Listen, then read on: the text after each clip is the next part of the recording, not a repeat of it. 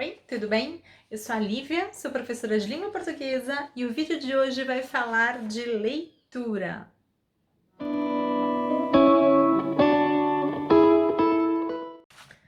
No vídeo anterior eu falei um pouquinho de como a gente pode escolher os livros para que a gente consiga ajudar os nossos filhos na leitura durante o período de quarentena ou mesmo até depois, caso eles tenham dificuldades na leitura.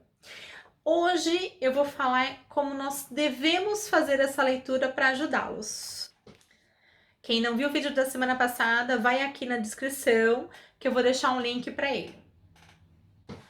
Uma coisa que eu quero deixar bem clara aqui no vídeo é que essa leitura que eu tô propondo, ela não substitui a leitura da escola. Esse não é um papel nosso como pais. O que eu vou propor aqui são pequenas coisas que a gente consegue ajudá-los a avançar na leitura como apoio da escola, né? Como apoio do professor. Nós não estaremos em momento algum fazendo esse papel de professor.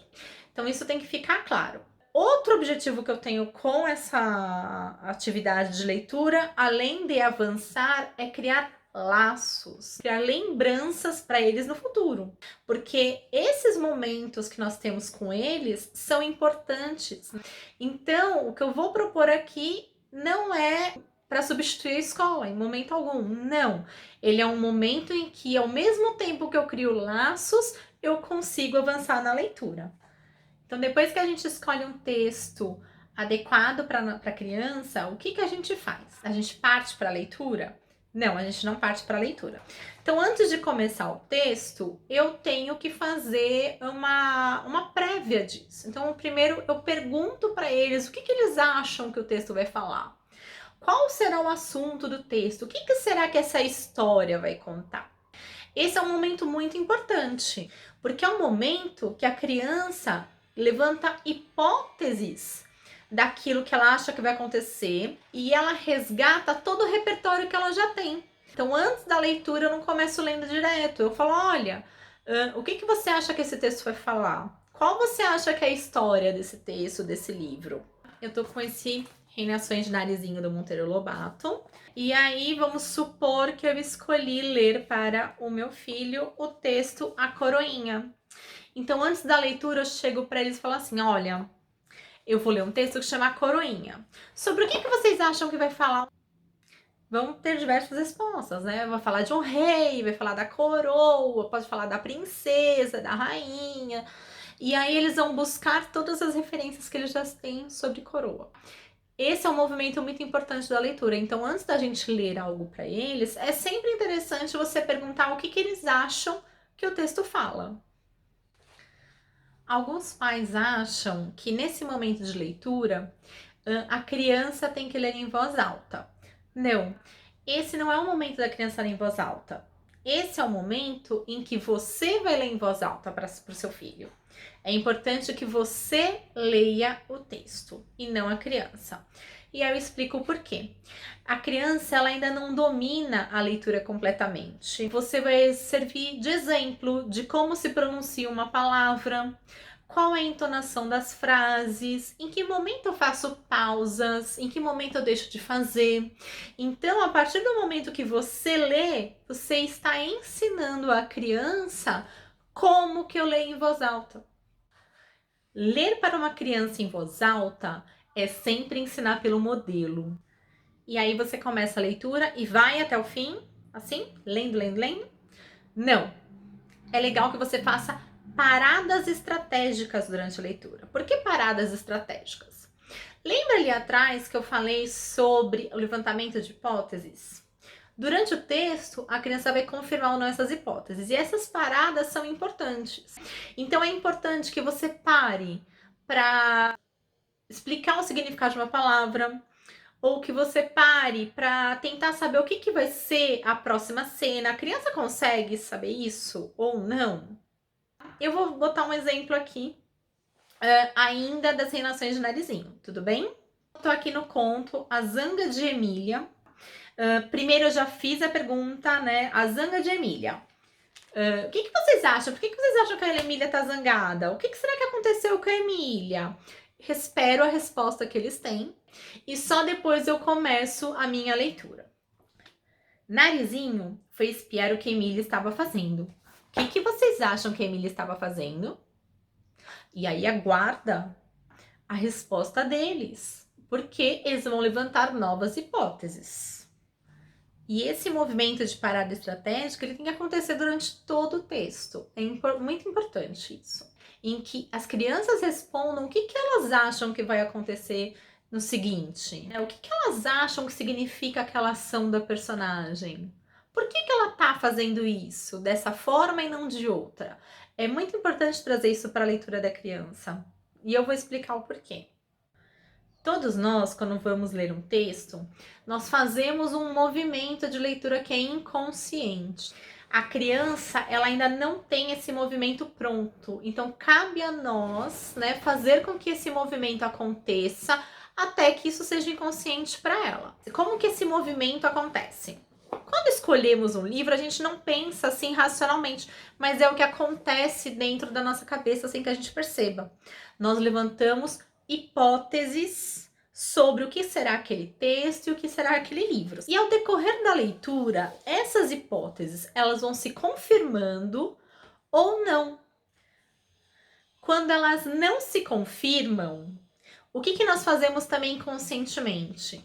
Nós levantamos novas hipóteses, que também vão se confirmar ou não. Se vocês prestarem atenção, quando a gente lê um livro que nos surpreende, ele é um livro que marca a gente. Agora, quando é um livro que a gente fala, nossa, tão previsível, ele é um livro que a gente já acha muito clichê, não gosta muito. Por quê?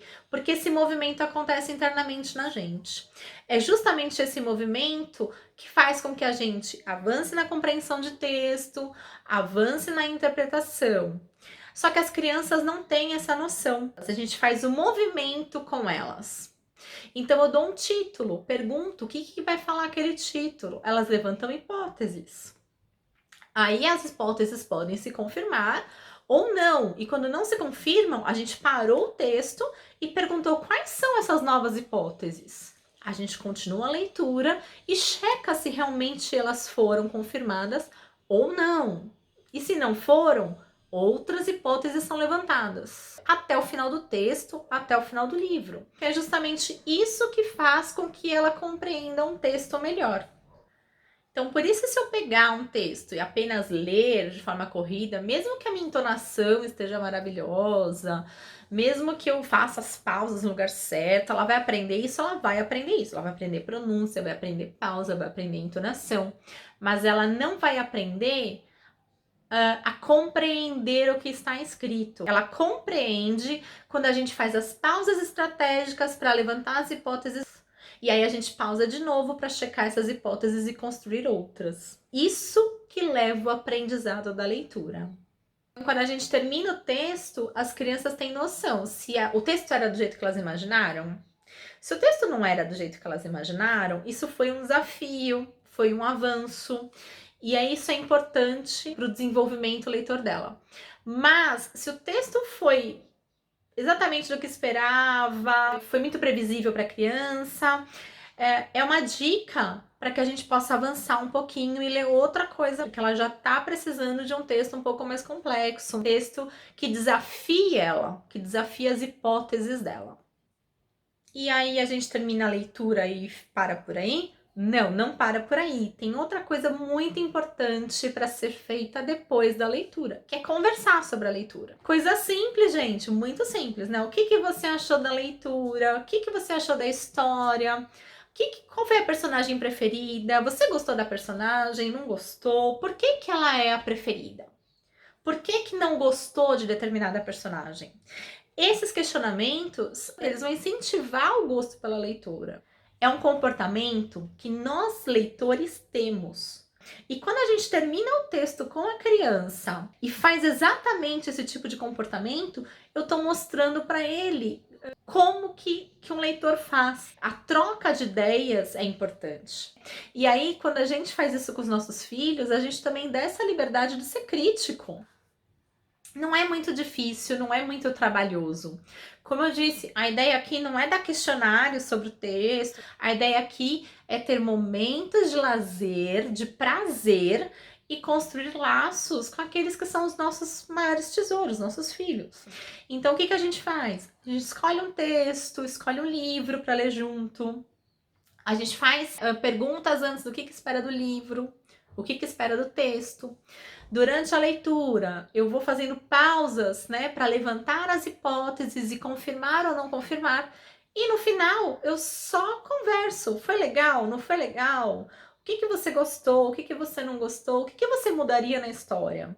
Então, é um movimento bem simples. Eu não preciso de muito mais. Em casa, a gente desenvolve a leitura de forma prazerosa e construindo vínculos e história com nossos filhos. Se vocês tiverem qualquer dúvida de leitura, deixa aqui nos comentários, tá? Para ver se eu faço algum outro vídeo ou se eu tiro dúvida mesmo no comentário. Eu tenho mais um vídeo sobre leitura que a gente pode fazer em casa, principalmente nessa época de quarentena, que eu vou deixar para semana que vem. E eu aproveito para pedir, se você gostou do vídeo, curta, compartilha. Para receber novos vídeos, se inscreve no canal, ativa o sininho e aproveita para me seguir também nas outras redes sociais. Até mais!